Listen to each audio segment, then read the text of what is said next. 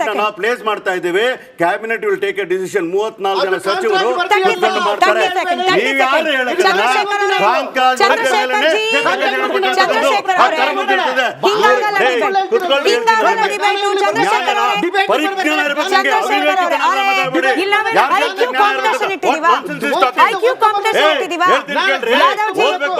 ಯಾರು ಕಾಂತರಾಜ್ ವರದಿ ಆಧಾರದ ಮೇಲೆ ಜಯಪ್ರಕಾಶ್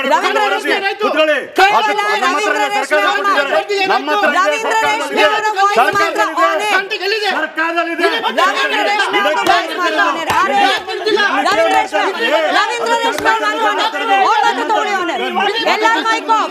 ಎಲ್ಲರ ಮೈಕ್ ಆಫ್. ಕೇವಲ ರವೀಂದ್ರ ರೇಷ್ಮೆ ಜಿ ಅವ್ರದ್ದು ಮಾತ್ರ. ರವೀಂದ್ರ ರೇಷ್ಮೆ ಅವ್ರದ್ದು ಮಾತ್ರ ಮೈಕ್ ಆನ್. ಗಂಟ್ಲುಳಿಸ್ಕೊಳ್ಳಿ ರೇಷ್ಮೆ ಸರ್. ಕಾಂಗ್ರೆಸ್ ಪಕ್ಷದ ಅರೆ ನಿಮ್ ವಾಯ್ಸ್ ಹೋಗ್ತಿಲ್ರಿ, ನಿಮ್ಮಿಬ್ಬರ ವಾಯ್ಸ್ ಕೂಡ ಹೋಗ್ತಿಲ್ಲ. ನೋಡಿ ಸ್ಕ್ರೀನ್ ನೋಡಿ ಇಬ್ಬರ ವಾಯ್ಸ್ ಕೂಡ ಇಲ್ಲ. ರೇಷ್ಮೆ ಸರ್, ಕಾಂಗ್ರೆಸ್ ನಲ್ಲೇನೆ ಅಪಸ್ವರಗಳು. ಭಾಷಣ ಮಾಡ್ತಾರೆ. ಕರ್ನಾಟಕ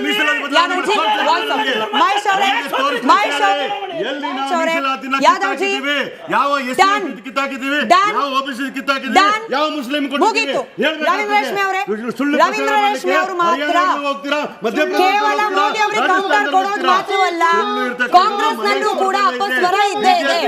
ರಾಜ್ಯ ಕಾಂಗ್ರೆಸ್ ನಲ್ಲೂ ಅಪಸ್ವರ ಇದೆ. ರವೀಂದ್ರ ರೇಷ್ಮೆ ಇಲ್ಲ ರವೀಂದ್ರ ರೇಷ್ಮೆ ಸರ್ ಅವ್ರದ್ದು ಮಾತ್ರ ವಾಯ್ಸ್. ನೋ ಅವರ ಉತ್ತರ ಮಾತ್ರ ಸರ್. ನಿಮ್ ವಾಯ್ಸ್ ಹೋಗ್ತಿಲ್ಲ, ಸುಮ್ಮನೆ ಯಾಕೆ ಕಂಟ್ರೋಲ್ ಮಾಡ್ಕೊಳ್ತೀರಿ? ರವೀಂದ್ರ ರೇಷ್ಮೆ ಸರ್ ಅವ್ರದ್ದು ವಾಯ್ಸ್ ಇಲ್ಲ, ನಿಮ್ ವಾಯ್ಸ್ ಇಲ್ಲ, ಅವ್ರ ವಾಯ್ಸ್ ಇಲ್ಲ. ರವೀಂದ್ರ ರೇಷ್ಮೆ ಸರ್ ಮಾತ್ರ. ಮೋದಿ ಅವರಿಗೆ ವಿರೋಧ ಮಾಡೋದು ಮಾತ್ರವಲ್ಲ, ವಿರೋಧ ಕೂಡ ಇದೆ. ಬಿಜೆಪಿ ಜೆಡಿಎಸ್ ಕೆಲಸ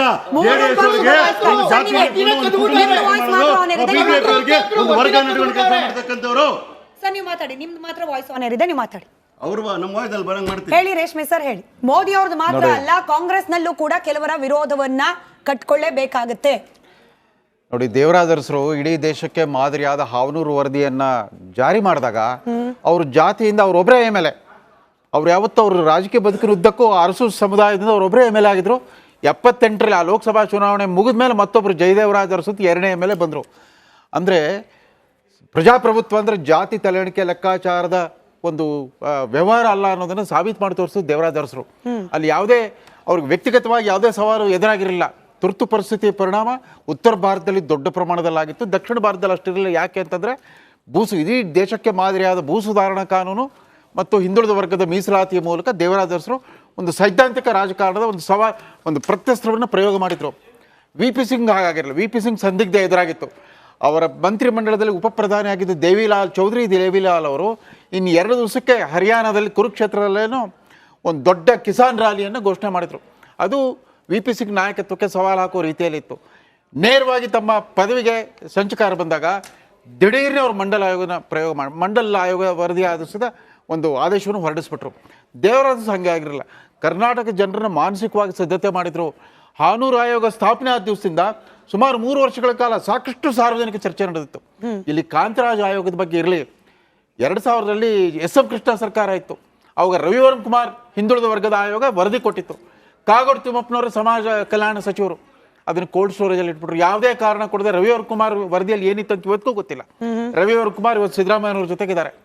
ದ್ವಾರಕನಾಥ್ ಆಯೋಗಕ್ಕೆ ಸಿದ್ದರಾಮಯ್ಯ ಸರ್ಕಾರ ಸೂಕ್ತವಾದ ಬೆಂಬಲ ಕೊಡಲೇ ಇಲ್ಲ. ಅಷ್ಟೇ ಅಲ್ಲ, ತಿಂಗಳಗಟ್ಟಲೆ ಅವ್ರ ಸಂಬಳ ಸಾರಿಗೆ ಕೂಡ ಅನುದಾನ ಕೊಡಲಿಲ್ಲ ಅನ್ನೋ ಒಂದು ವಿಷಯದಿಂದ ದ್ವಾರಕನಾಥ್ ಅವರು ಆ ಆಯೋಗದ ಅಧ್ಯಕ್ಷತೆಯನ್ನು ತೆರವು ಮಾಡಿ ಹೋಗಿದ್ರು. ಇವತ್ತು ದ್ವಾರಕನಾಥ್ ಅವರು ಕಾಂಗ್ರೆಸ್ಸಲ್ಲಿದ್ದಾರೆ. ಅವ್ರು ನನಗೆ ಲಂಕೇಶ್ ಪತ್ರಿಕೆಯಿಂದ ಪತ್ರಕರ್ತನಾಗಿ ಅವರು ನಂತರ ಹವ್ಯಾಸ ಪತ್ರಿಕೆ ಒಡನಾಡಿ ಆಗಿರೋದ್ರಿಂದ ಅವ್ರ ಮನದಾಳದ ನೋವನ್ನು ನಾನು ಕೇಳಿಸ್ಕೊಂಡಿದ್ದೇನೆ. ಸಿದ್ದರಾಮಯ್ಯ ಸರ್ಕಾರ ನನ್ನ ಅಧ್ಯಕ್ಷತೆಯ ಆಯೋಗಕ್ಕೆ ಬೆಂಬಲ ಕೊಟ್ಟಿಲ್ಲ ಅಂತ ಈ ಜಾತಿಗಣಿತ ಪ್ರಸ್ತಾಪ ಕೂಡ ಅವರೇ ಮಾಡಿದ್ರು. ದ್ವಾರಕನಾಥ್ ಅವರು ಅದ್ರ ಬಜೆಟ್ ಕೂಡ ಕೊಟ್ಟಿದ್ರು. ಅದಾದ ನಂತರ ಕಾಂತರಾಜ್ ಅವರು ಬಂದರು. ಅದಾದಮೇಲೆ ಯಾಕೆ ಸಿದ್ದರಾಮಯ್ಯವ್ರು ಮತ್ತೆ ಪದೇ ಅದು ಪರಿಣಾಮಗಳ ಬಗ್ಗೆ ಯೋಚನೆ ಮಾಡ್ತಾರೆ?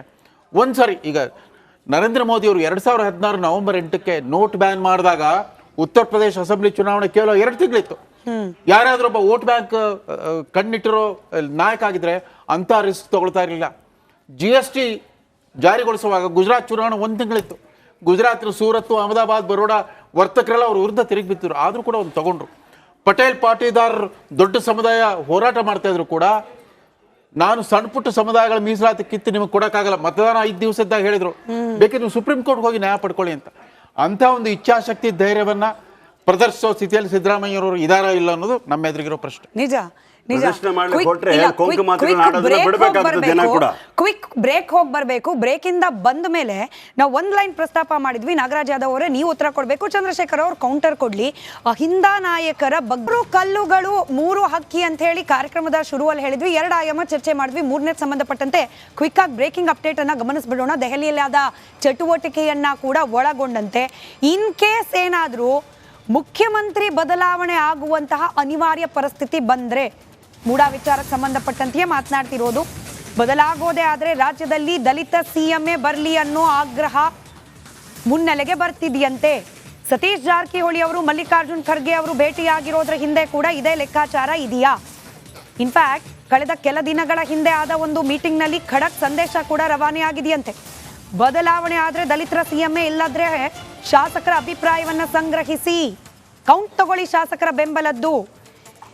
ಆ ಮೂಲಕ ಈಗ ಸಿದ್ದರಾಮಯ್ಯನವರು ಕೆಳಗಿಳಿದ್ರೆ ಮುನ್ನೆಲೆಗೆ ಬರಬಹುದು ಅನ್ನೋ ಲೆಕ್ಕಾಚಾರದಲ್ಲಿರುವ DK ಬ್ರದರ್ಸ್ಗೆ ಚೆಕ್ಮೇಟ್ ಕೊಡೋ ಪ್ರಯತ್ನವೂ ಕೂಡ ಕಾಂಗ್ರೆಸ್ನ ಒಳಗೆ ಆಗ್ತಿದ್ಯಾ? ನಾಗರಾಜ್ ಯಾದವ್ ಅವರು ಉತ್ತರ ಕೊಡ್ತಾರೆ. ಇದನ್ನ ಅರಿತೇನೆ DK ಬ್ರದರ್ಸ್ ಇದೀಗ ಈ ಗಣತಿಗೂ ಸೇರಿದಂತೆ ಸಿದ್ದರಾಮಯ್ಯ ಬಣದ ನಿರ್ಧಾರಗಳಿಗೆ ಖಡಕ್ಕಾಗಿ ವಿರೋಧವನ್ನ ವ್ಯಕ್ತಪಡಿಸಿದ್ದಾರೆ. DK ಸುರೇಶ್ ಅವರ ರಿಯಾಕ್ಷನ್ ಕೂಡ ಇದೆ, ಗಮನಿಸಿ, ಚರ್ಚೆ ಮುಂದುವರಿಸೋಣ. ಜಾತಿ ಗಣತಿ ವಿಚಾರವನ್ನ ಸ್ವಲ್ಪ ಎಚ್ಚರಿಕೆಯ ನಡೆಯನ್ನ ಇಡಬೇಕಂತೇಳಿ ಮಾನ್ಯ ಮುಖ್ಯಮಂತ್ರಿಗಳನ್ನ ನಾನು ಒತ್ತಾಯ ಮಾಡ್ತೇನೆ. ಜಾತಿ ಗಣತಿ ವಿಚಾರ ಇವತ್ತು ಕೇಂದ್ರ ಸರ್ಕಾರ ಕೂಡ ಸೆನ್ಸಸ್ ಅನ್ನ ಘೋಷಣೆ ಮಾಡಿದ್ದಾರೆ. ಸೆನ್ಸಸ್ ಮಾಡುವಂತ ಸಂದರ್ಭದಲ್ಲಿ ಯಾವ್ಯಾವ ರೀತಿಯ ಮಾನದಂಡಗಳನ್ನ ಉಪಯೋಗಿಸ್ತಾರೆ, ಅವರು ಕೂಡ ಜಾತಿ ಜನಗಣತಿಗೆ ಮುಂದಾಗ್ತಾ ಇರೋದ್ರಿಂದ so once for all national census ಒಳಗಡೆನೆ ಬಂತು ಅಂತ ಅಂದ್ರೆ ಯಾವುದೇ ಗೊಂದಲಗಳು ಕೂಡ ಇರೋದಿಲ್ಲ. ಸೊ ಜೊತೆಗೆ ಮಾನ್ಯತೆ ಕೂಡ ಸಿಗುತ್ತೆ. ಸತೀಶ್ ಜಾರಕಿಹೊಳಿ ಅವರು ಹಾಗೆ ಮಲ್ಲಿಕಾರ್ಜುನ್ ಖರ್ಗೆ ಅವರು ಭೇಟಿ ಆಗಿದ್ದು ಒಂದು ಫೋಟೋ ಹಾಕೊಳ್ಳಿ, ಅದೊಂದು ಹಿಂಗೊಂದು ಚರ್ಚೆ ಅಂತೆ ಮಾಡೋ ಹಾಗಿದ್ರೆ ಮುಂದೆ ದಲಿತರನ್ನೇ ಸಿಎಂ ಮಾಡಿ, ಅದರಲ್ಲೂ ಸತೀಶ್ ಜಾರಕಿಹೊಳಿ ಅವರ ಹೆಸರು ಸ್ವಲ್ಪ ಮುನ್ನೆಲೆಯಲ್ಲೇ ಇದೆಯಂತೆ. ನಿಮಗೂ ಗೊತ್ತಿದೆ ಚೆನ್ನಾಗಿ, I am the close associate of the same team. ಅದಕ್ಕೆ ನಿಮ್ಮನ್ನೇ ಪ್ರಶ್ನೆ ಕೇಳ್ತಾ ಅದಕ್ಕೆ ನಾನು ಹೇಳ್ತಾ ಇದ್ದೀನಿ, ಇಂಥ ಚರ್ಚೆಗಳಾಗಿಲ್ಲ, ಇದು ಸತ್ಯ ಅಂತ ಹೇಳ್ತಾ ಇದ್ದೀನಿ.